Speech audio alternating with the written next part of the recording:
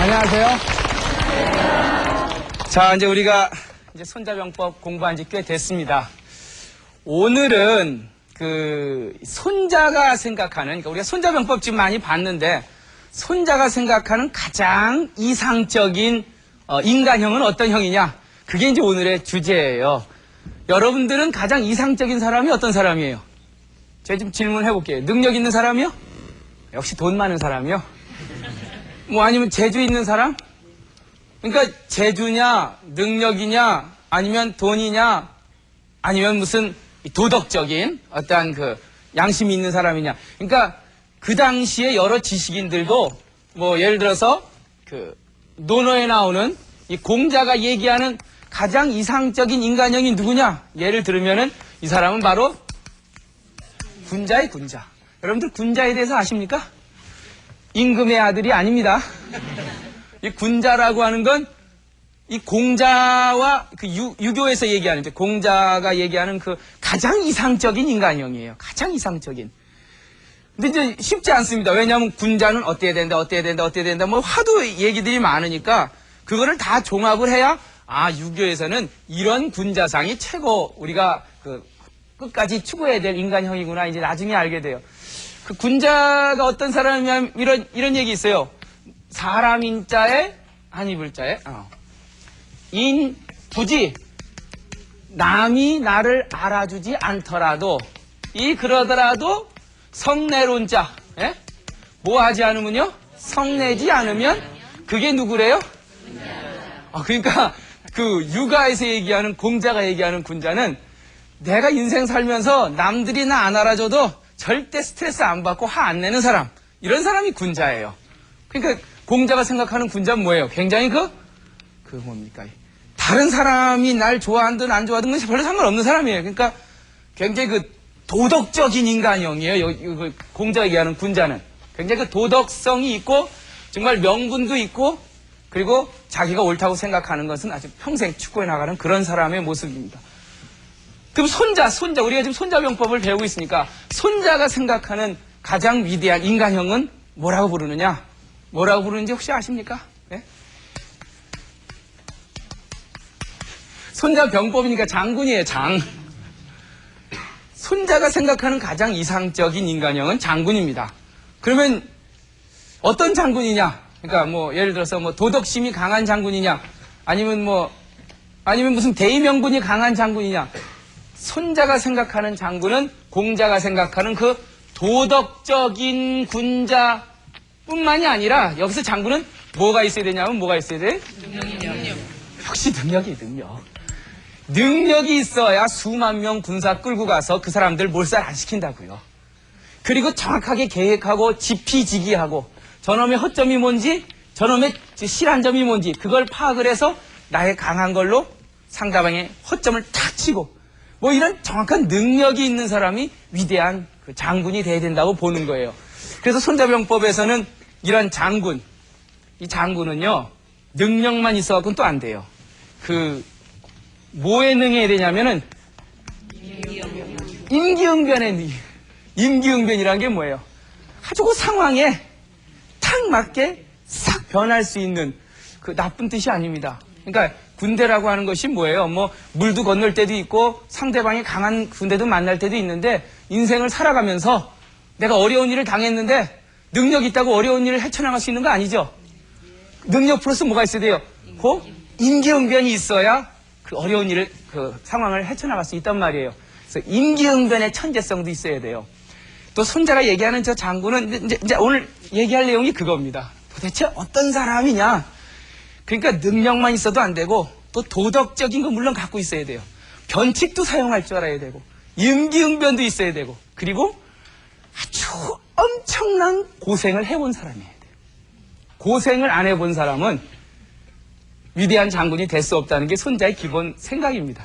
원문을 통해서 한번 손자가 얘기하는 진정한 정말 장군은 어떤 장군인지, 오늘 이제 그거를 한번 같이 생각을 좀 해보도록 하죠. 그러니까 손자가 생각하는 위대한 장군은, 예? 이게 뭐예요? 고수예요, 고수. 고수가 뭐예요, 이게? 고단수예요. 여러분들 그 싸움할 때 보면은 뭐 이렇게 운동 경기든 뭐든 하수가 막 뻘뻘뻘뻘거리고 땀을 흘리고 고수는 어떻게 해요? 왜요? 이미 준비 다 끝냈기 때문에. 이미 내가 저 사람하고 싸워서 이길 건지 질 건지 확실히 완벽하게 알기 때문에 그 고수의 어떤 그 뭐랄까 여유 그런 것이 이제 손자가 얘기하는 가장 이상적인 인간형입니다. 그래서 고수 어떤 고수냐? 그 손자의 그 원문을 한번 봐야죠. 예? 이게 손자가 생각하는 장군의 그 천재성이에요. 능력 플러스 임기응변. 자, 한번 해석을 한번 해보죠. 이 견승이라고 하는 건 견자는 본다는 뜻이에요. 그럼 뭘 바라봐요? 승리를 바라보는 그 분의 능력이 누구를 넘어서지 않아요? 안입을자 넘을까자 중인 일반 사람들이 아는 정도를 벗어나지 못하는 사람은 진짜 중에 진짜는 아니라는 거예요. 이제 이게 두 개 다 걸려요. 다시 말하면 뭐예요? 진짜 위대한 장군은 전쟁을 하기 전에 전쟁을 딱 바라보는 내가 이기겠다. 내가 이거 하면은 내가 어떻게 싸워서 어떻게 내가 상대방을 굴복을 시키겠다. 이러한 그 전쟁에 대한 그 바라보는 딱 그 분석력과 계획력이 일반 사람 상상도 못할 정도라는 얘기예요. 그 사람이 바라보는 그 분석력이 일반인 정도의 분석력이라면 그 훌륭한 거 아니라는 거예요. 그리고 또 아울러서 분석력뿐만이 아니라 전승, 요 말이 굉장히 중요합니다. 전쟁을 해서 이겼어요. 전승을 했어요. 근데 그 전쟁에서 이긴 걸 갖고 천하의 모든 사람들이 다 뭐라고 얘기해요? 야, 잘 싸웠네. 이거는 진짜 중에 진짜가 아니라는 거예요. 위대한 장군이 아니라는 거예요. 그러면은 전쟁에서 이겼는데 남들이 잘 싸웠다고 하면 진짜 중에 진짜 장군이 아니라는 건 뭐예요? 전쟁에 이겨도 사람들은 저 사람이 어떻게 이겼는지 모르는 거예요. 왜? 너무나 신출귀몰하게 이겼기 때문에. 그러니까 진짜 고수는 뭐예요? 지금 여기서 얘기하는 고수는 승리를 바라보는 그 분석력이나 또 전쟁에서 이긴 거나 일반 하수들이 전혀 생각도 못하고 상상도 못하는 그런 어떤 뭐랄까 수준 높은 차원의 능력과 임기응변과 그 천재성을 발휘가 돼야 된다는 거예요. 그러니까 누구랑 싸워봤죠? 여러분들 싸워보셨잖아요. 싸워서 이겼는데 막 해갖고 억지로 이겨. 그건 훌륭한 장군이 아니에요. 진짜 훌륭한 장군. 내가 이겼는지 졌는지도 모르게 이긴 사람. 그러니까 그 고수죠. 완전히 그 고수가. 그래서 그 강태공도 그런 얘기해요. 하얀 칼날, 백인. 이 하얀 칼날이죠, 백인. 하얀 칼날 드러내놓고 싸워서 이긴 전쟁은 훌륭한 장군이 아니다. 남들이 다 보잖아요. 그 뭐, 창창 싸워서 이긴 장군은 진정한 그 위대한 그 승리라고 하는 게 아니에요. 그러니까 진짜 고수는 표시가 나지 말라는 얘기예요. 이 손자병법 얘기는. 저는, 자, 지금 그 손자병법 우리가 이 장군론을 하면서 그럼 과연 손자가 생각하는 가장 이상적인 그 장군의 모습을 한 명을 골라봐야 되는데 한번 여러분들 한번 골라보세요. 손자의 저러한 그 뭐 어떤 그 물론 도덕적인 명분도 있지만 능력도 있고 임기응변에도 강하고 그리고 완벽한 기획력과 분석력과 그리고 누구도 알지 못해요. 그 사람이 왜 이겼는지 어떻게 이겼는지 그런 사람 누구 있어요? 뭐 얼뜻 기억나는 분 없어요? 예? 이순신 장군이요? 뭐 하여튼 저는 이제 중국 사람 중에 한번 찾아보라 그러면은 예? 저도 동의합니다. 그 말에 동의합니다. 누구요? 예. 이 원래는 제갈 양이죠. 제갈 양. 그리고 그의 자가 공명이죠. 공명. 성이 제갈입니다. 제갈. 제갈 양이에요. 그리고 이제 호가 그 자가 이제 공명이죠. 공명 선생, 와룡 선생. 예? 기억 들어보셨죠? 저는 이 제갈 공명이라는 사람이 그 손자가 생각하는 가장 완벽한 그 이상형의 인간형이라는 생각이 들어요. 이 사람에 대해서 여러분들 삼국지 읽으신 분은 아마 다 알 겁니다. 이 사람 아마 이 제갈 공명에 대해서 여러분들 들어보셨죠? 일단 어려서 일찍 부모님이 돌아가셨어요. 그러니까 조실 부모 하셨어요. 그러니까 좀 위대한 장군이 되려면 좀 일찍 돌아가셔도 괜찮아요, 부모님이. 왜냐면 일단 뭐 좋은 집에서 부모님 다 계신 데서 태어난 사람이 아니라 아주 굉장히 그 어려운 시련을 당해야 돼요, 일단. 그래서 조실 부모하고 그리고 숙부집에서 컸어요. 그 숙부집에서 크다가 17살 때 숙부님마저 돌아가셨죠. 그러니까 완벽하게 17살 때 천혜고아가 됩니다, 정말. 일가천적도 하나도 없이. 그리고 나서 뭐 자기 나름대로 공부도 열심히 하고, 그리고 27살 때 그 왜 삼국지에 유비 있죠, 유비. 유비를 만나요. 그때 유비가 한 50살쯤 됐을 때예요. 27살 때 유비가 왜 그 유명한 그 삼고철이요. 3번 그 제갈공명의 집에 가갖고는 만나주지 않는다 그러면데도 불구하고 끝까지 기다렸다가 끝까지 그 만나는 그 삼고철이 있지 않습니까? 삼고철을 해서 27살의 나이에 유비라고 하는 사람과 아주 역사적인 만남을 갖죠. 그 제갈량이라고 하는 사람의 가장 뭐 위대한 얘기는 우리가 잘 아는 그 적벽대전 얘기 들어보셨죠? 이 적벽이라고 하는 지역에서 벌어졌던 아주 위대한 그 전쟁, 적벽대전. 그 유비라고 하는 사람이 조조한테 쫓겨서 아무런 힘도 없이 관우하고 장비하고 이제 데리고 저 신야라고 하는 아주 조그만 산골에서 이제 자기가 아직 때가 아니기 때문에 때를 감추고 있을 때 그때 이 제갈공명이라는 그 사람이 있다는 얘기를 듣고 삼고초려를 합니다. 가서 드디어 제갈공명이 딱 그 이 유비한테 이런 얘기를 해요. 천하를 지금 이 중국이라고 하는 땅이 있으면은 이 천하를 이 3분지계, 천하 3분지계라고 들어보셨죠? 이 세상을 크게 3가지로 나눠야 된다. 이 천하 3분지계, 천하 3분지계론을 펼쳐요. 그러니까 양자강을 중심으로 해서 양자강 북쪽에 이 조조가 있었고, 그 다음에 양자강 남쪽에는 손권이 있었어요. 근데 지금 유비는 힘이 없었어요. 그러니까 지금 이국 시대예요. 이 조조 백만군사하고 손권이하고 이제 거의 뭐 팽팽하게 맞서고 있었을 때였어요. 그때 제갈공명이라는 사람이 자기 주인 유비를 위해서 천하 3분지계를 세우고 드디어 이 둘의 갈등을 이용해서 자기가 이쪽 땅을 차지할 생각을 합니다. 그러면서 이 적벽대전에 이 3가지 계획을 세우죠. 첫 번째는 뭐냐면 그 연환계입니다. 연환계. 연결될 연자에 그 연환계. 연환계라는 게 뭐예요? 조조의 그 100만 대군이 지금 양자강에서 못 내려오고 있는 이유는 그 이 물에 약하기 때문에 그렇단 말이에요. 근데 그 조조의 그 군사들이 그 있는 그 배들을 하나로 이렇게 연결해서 묶어놔야 되는 거예요. 그래야 이제 그 나중에 묶어놓은 배들을 갖다가 불화살로 공격해서 다 태워버리잖아요.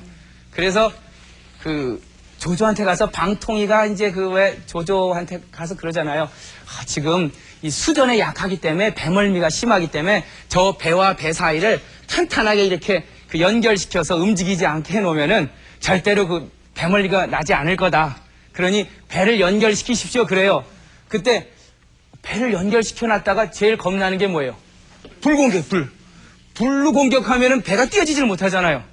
근데 그때 마침 바람이 어디로 불어요? 이 남쪽으로 불었단 말이에요. 그러니 불화살로 공격해봤자 조조 군대한테는 영향을 못 미칠 거다.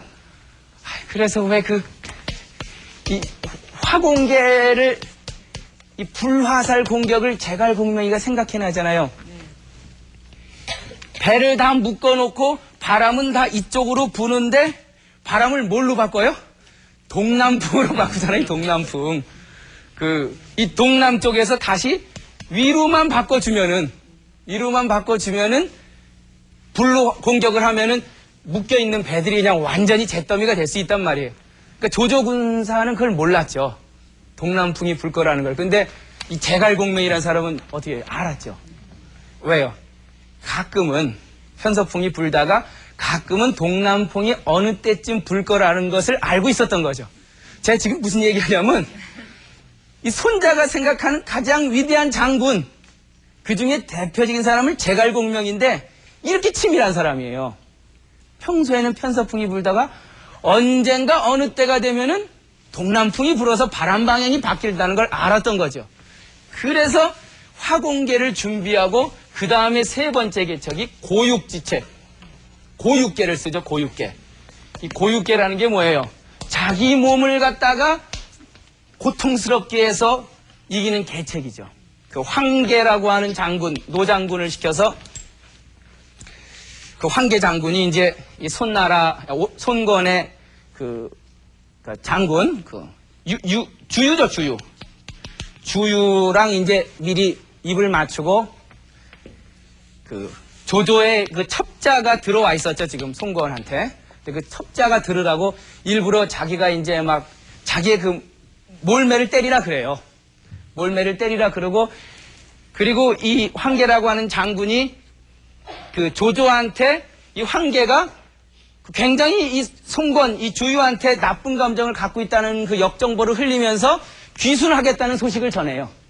근데 그 귀순하는데 황계가 이제 배를 타고 귀순해야 되는데 그냥 귀순하면은 조조가 안 믿어줄 거 아니에요.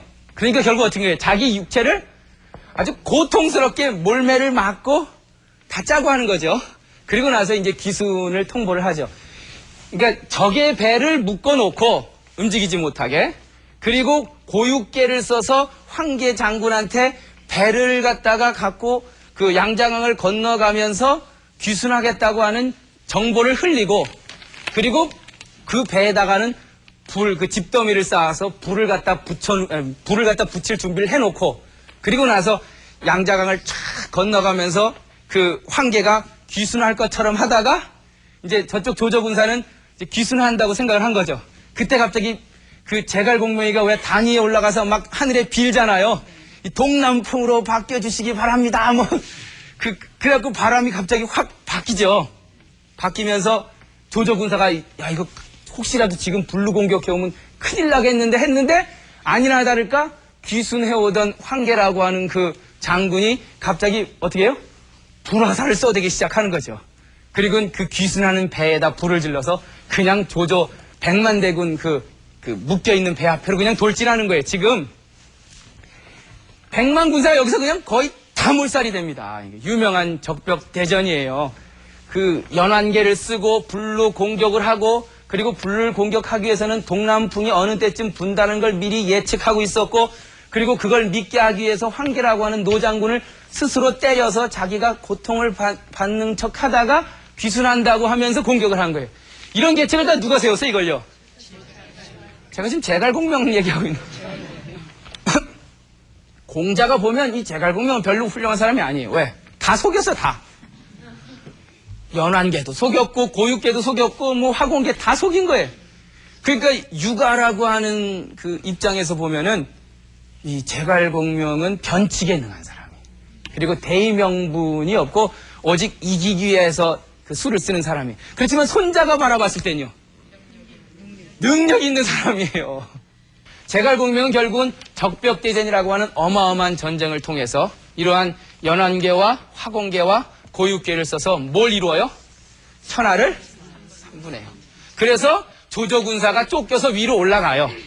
그리고 조조가 올라가고, 근데 결국 손권의 입장에서 보면 이 사람 남는 장사가 아니에요. 실컷 이겨놨다니만 그 공을 누가 다 가져갔어요. 이 서쪽에 익주, 형주, 여기를 유비가 다 차지했단 말이에요. 그러니까 고생은 누가 시커냈어요? 손건이 주유가 실컷 해놓고는 이익은 누가 따먹었어요? 유비가 따먹었단 말이에요. 그래서 여간 이 조조가 이제 위나라를 세우고 손건이 오나라를 세우고, 그리고 힘이 하나도 없이 저 시골 구석에서 그냥 이 농촌에서 농사나 짓고 있던 유비가 제갈공명이라고 하는 유능한 누굴 얻었어요? 장군을 얻어서. 유능한 리더를 얻어서. 그래 3번 가서 초막집에서 절할 이유가 있어요, 없어요? 있어요, 충분히. 진짜 저 사람이 내 인생에 있어서 나를 키워줄 사람이고, 나한테 저 사람이 있어야 내가 정말 의미 있는 내 비전을 실현할 수 있겠다면 가서 무릎이라도 꿇는 거예요. 그게 인재를 얻는 방법인 겁니다. 가서 3번 꿇어서 드디어 제갈공명이라고 하는 27살에 그 원대한 비전을 갖고 있는 젊은이를 초빙했고, 그것이 성공해서 이 사천성과 그리고 이 호북성, 호남성 다 얻는, 이때부터 우리는 뭐예요? 이때부터 삼국지예요. 그러니까 삼국지라고 하는 게 조조의 위나라, 손건의 오나라, 그리고 유비의 총나라. 그 삼국지가 시작된 건 바로 제갈공명이라고 하는 유능한 장군의 천하 삼분지 계에 의해서 차곡차곡. 정말 전 제갈공명 그 삼국지 저도 막 굉장히 좋아해서 많이 읽었는데 그 읽을 때마다 그러니까 결국 우리 이 시대의 지도자가 물론 도덕적이고 명분 있고 그리고 굉장히 그 정신적인 여유가 있는 지도자도 좋지만 능력도 있어야겠다는 생각이 듭니다. 우리 여기 젊은 친구들 물어볼까? 이제 나중에 시집 갈 때 어떤 남자 고를 거예요? 에? 능력 있는 사람? 굉장히 중요해요. 그래서 우리 집안을 지키기 위해서 정말 집안이 어려울 때는 임기응변할 수 있는 상황을 제대로 보고 우리 집안이 어떻게 몰고 나가야 되는지 그러한 능력 있고 그리고 그 어려움을 극복할 줄 알고 겪어본 그런 사람이 여하간 이 시대의 리더로서 존경받아야 돼요. 저는 그런 생각이 들어요. 매일같이 뭐 그냥 가만히 에헤 앉아서 이 도덕적 명분만 찾는 사람이 존경받는 사회보다는 그러한 도덕적 명분 플러스 능력과 비전이 있고 고생도 해봐서 어려움을 아는 사람, 그런 사람이 전 진정 이 시대의 리더라는 생각이 듭니다. 그래서 지금 다시 이제 원칙으로 돌아와서 그러면 이제 손자가 얘기하는 그 위대한 장군론은 결국은 고수인 거죠, 고수. 우리가 얘기하는 아주 뭐 그냥 단수가 낮은 게 아니라 굉장히 그 멀리 바라볼 줄 아는 사람인 거죠. 그리고 흔적도 별로 없어요. 그러니까 제갈공명은 사실 이 연안계 그리고 뭐 화공계, 고육계를 탁 써서 접근을 해서 자기가 한 덩이를 얻었지만 표시가 별로 안 났어요. 자기 군대를 별로 쓰지도 않았단 말이에요. 그냥 가서 말만 몇 마디 하고, 물론 뭐 유비의 군사 10만 명을 중간에서 같이 보존을 해줬지만 별로 자기 손에 뭐 안 묻혔어요? 피 안 묻히고 간단하게 내가 원하는 그 이익을 얻어냈단 말이에요. 그런 의미에서 그래서 노자의 그런 얘기가 나와. 이 진정한 지도자는요, 태상의 지도자는 진짜 최고 유능한 상도 그냥 상이 아니에요. 무슨 상이에요? 태상의 최고의 유명한 그 리더는 하지 유지. 예. 그 밑에 있는 아랫사람들이 알 뿐이에요. 뭘 알아요? 우리 지도자가 있나 보다. 그 다음에 그 밑에 지도자는, 그 다음은, 그러니까 첫 번째 최고, 두 번째 지도자는 아랫사람들이 뭐라 그래요? 친이해지. 우리 지도자는 정말 내가 가까이 가야 될 뿐이고 그분을 어떻게 해요? 칭찬하는, 친히 예지하는 사람. 그 다음에 세 번째가 뭐예요? 세 번째가 외지, 두려울 외자. 그리고 이게 지금 유능한 사람 순서대로 적은 거예요. 그러니까 여러분들은 어느 레벨의 사람인지 한번 이걸 보고 따져봐야 돼요. 이 업신여길 못자 뭐지?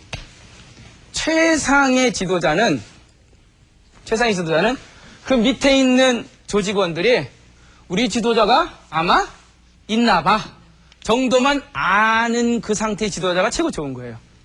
이게 무슨 뜻이냐면은, 진짜 유능한 지도자는요, 막 나서서 뭐 나 따라와라 뭐 리더하고 그러지 않아요. 그냥 평범해요. 남들이 볼 때는 굉장히 평범해 보인단 말이에요. 그냥 우리 지도자 있겠지 정도. 우리 어머니들, 에? 진짜 능력 있는 어머니는 자식이 어떻게 생각하는 어머니예요? 우리 어머니 계세요. 그게 제일 위대한 어머니예요. 우리 엄마 최고야. 뭐 나 엄마 없으면 못 살아. 이거는 두 번째예요. 왜? 표나는 거예요. 진짜 위대한 어머니는 표 안 나요. 땀 안 흘려요. 여러분들 김치 담거 보셨어요? 진짜 고수는요, 처음 시집 온 며느리한테 김치 담그려면 어떻게 해요? 완전 난장판을 만들어는 거예요.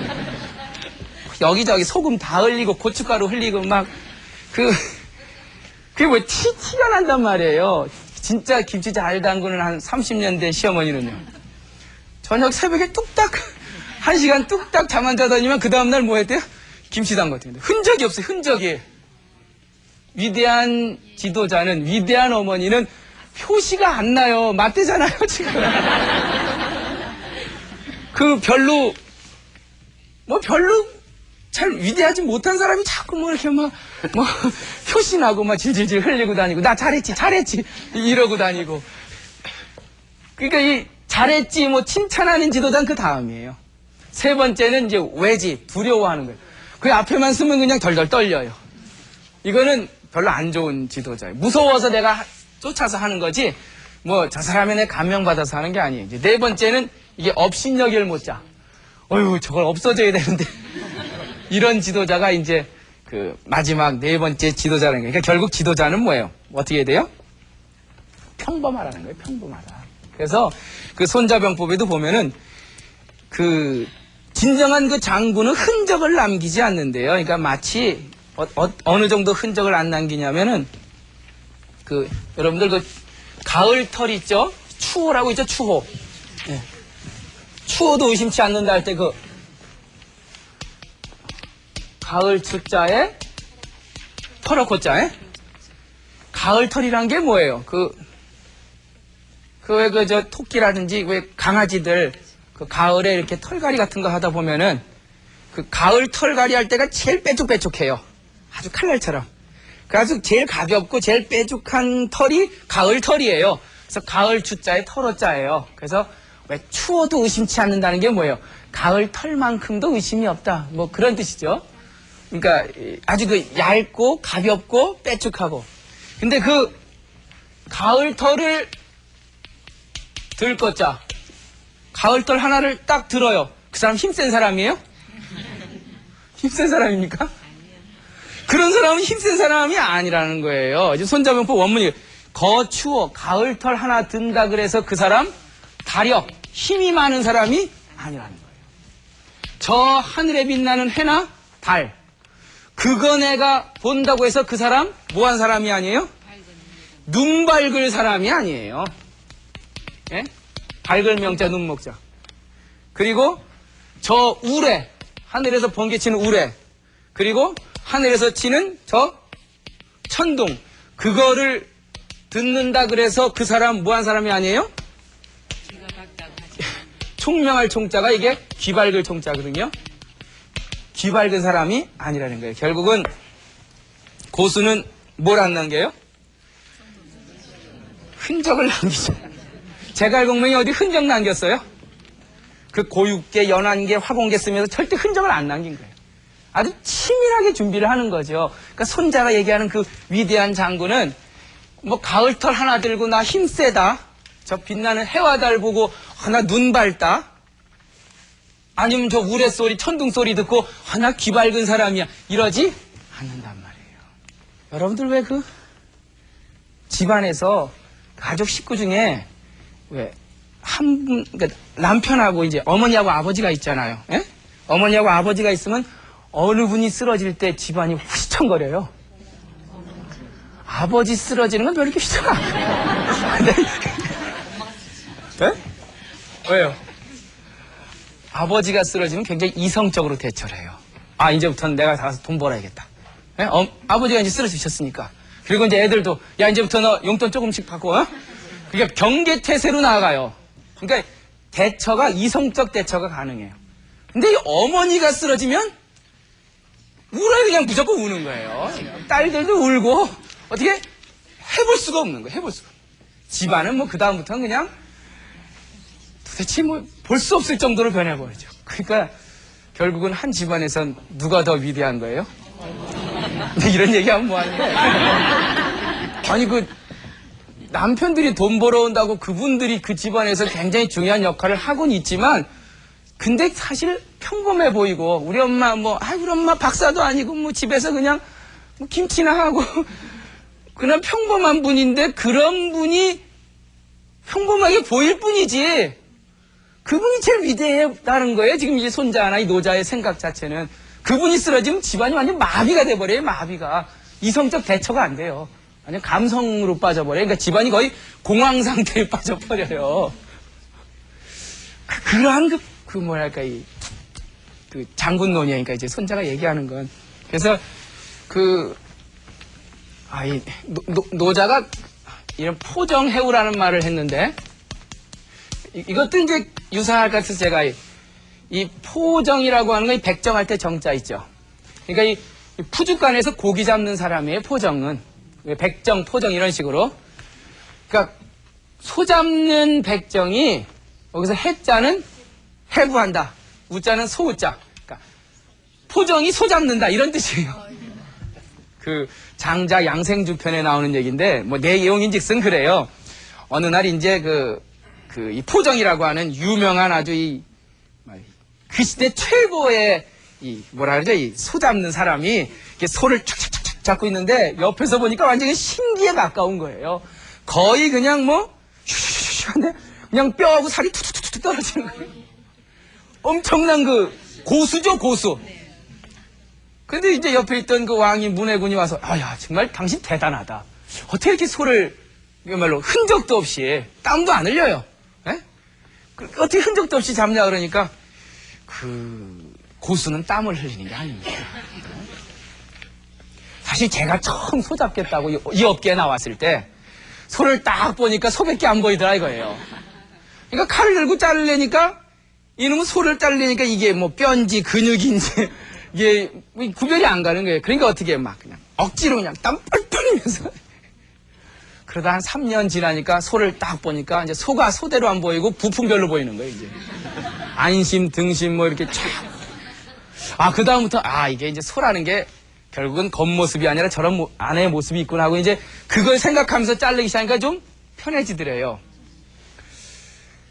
근데 그래도 어쨌든 칼날은 이제 초보 때는 뭐 매일같이 그냥 칼을 갈았고 한 3년 되니까 한 달에 한 번씩 갈은 거예요. 왜냐면 자꾸 이렇게 안 되는 거 부딪히다 보니까 칼날이 무뎌지잖아요. 칼도 상하게 되고.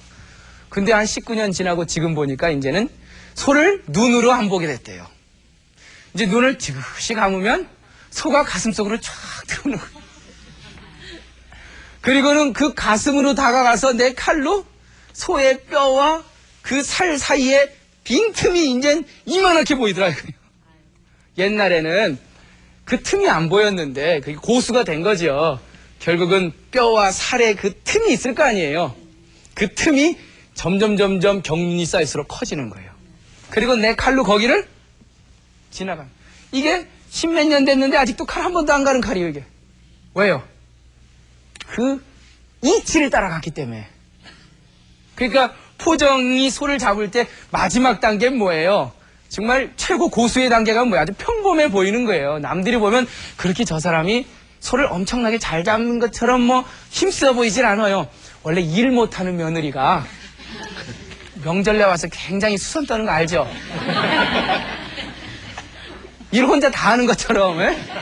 진짜 큰 며느리는 준비 다 해놓고 해서 별로 표시도 안 나는데 그 막내 며느리가 매일 놀다가 그날 와갖고 뭐해요? 지 혼자 하는 것처럼 막 휘짓고 다닌단 말이에요. 고수는 그렇지 않아요. 부산도 떨지 않고 수선도 안 떨어요. 그 포정이 해우하듯이 그 뼈와 살과 그 근육이 그냥 가슴으로 다가가는 거예요. 쭉 들어가면 되는 거예요. 정말 그 위대한 고수는 겉으로 보기에는 위대해 보이지 않습니다. 예? 뭐 요즘들 도인이라고 머리 묶고 깎고 정말 멋있게 해서 다니는 분 중에 진짜 도인 못 봤어요. 도인은 어디에 있어요? 그렇게 무슨 뭐 희한하게 하고 다니는 분보다는 평범한 사람 중에 도인이 있어요. 그러니까 도인이라고 내가 표현하고 다니면 그거는 진짜 도인이 아니에요. 진짜 도인은 여기도 숨어 있을 수도 있고요. 예? 어디 시장거리에 가 있을 수도 있고요. 아니면 우리 집에 어머니일 수도 있어요. 그분이 진짜 도인 아니? 세상에? 예? 있는 듯 없는 듯 너무 평범했는데 근데 지나고 보면 그분이 가장 위대하셨던 분이구나. 그런 평범함이 있는 그 인간상 그게 바로 이 손자가 얘기하는 그 고수의 모습이라는 겁니다. 그래서 오늘 장군의 마지막 논리를 이제 얘기를 해야겠어요. 공자가 이런 얘기를 합니다. 색은 행괴 찾을 색자 아주 음미한 것만 찾아서 다니고 괴상한 행동만 하는 거 이거를 나중에 후세 사람들은 그 사람 뛰어난 사람이라고 뭔가 그 사람이 일을 접고 할진 모르겠지만, 즉 스타가 되려면 어떻게 해야 돼요? 남들 안 하는 것만 찾으러 다녀야 되고, 남들 안 하는 괴이한 행동만 하고 다녀야 스타가 돼요. 아니, 시대라고 하는 게 공자가 살던 시대나 지금 살던 시대나 이 평범한 건 별로 잘 안 알아주는 것 같아요. 아주 독특하고 괴상하고 특별한 거. 근데 그렇게 남들이 안 하는 은밀한 걸 찾아다니고 괴상한 행동을 해서 뒷날 후세에 야, 그 사람 그런 사람이었지 하고 아무리 역사적으로 기술이 된다 해도 공자는 그걸 뭐예요? 하지 않겠대요. 내가 역사에 못 남아도 괜찮고 스타가 안 돼도 괜찮고 나는 그렇게 괴상한 행동에서 엄청나게 특별한 걸 찾아다니는 특별한 사람이 돼서 스타가 되지 않겠다는 거예요. 그 손자병법, 제가 이번 강의 마치면서 손자가 얘기하는 그 위대한 장군이라고 하는 것은 다시 한번 정리를 하면 여러분 다 아실 거예요. 예? 엄청난 그 자기 시련을 겪어본 사람, 그리고 그거에 따른 자기 능력을 배양한 사람, 그리고 남들이 모르는 그야말로 이 고수로서 가져야 될 어떠한 그 지극히 보기에는 평범해 보이지만 그 안에는 무한한 자기의 그 비전과 그리고 자기의 능력을 갖고 있는 사람, 뭐 이러한 어떠한 그 객관적인 조건의 그 능력이 있는 그 고수의 평범함이야말로 손자가 얘기하는 위대한 장군상이고 위대한 지도사상이라는 것이 바로 오늘의 그 손자가 바라보는 그 장군상이었습니다. 자, 오늘 강의 모두 마치도록 하겠습니다.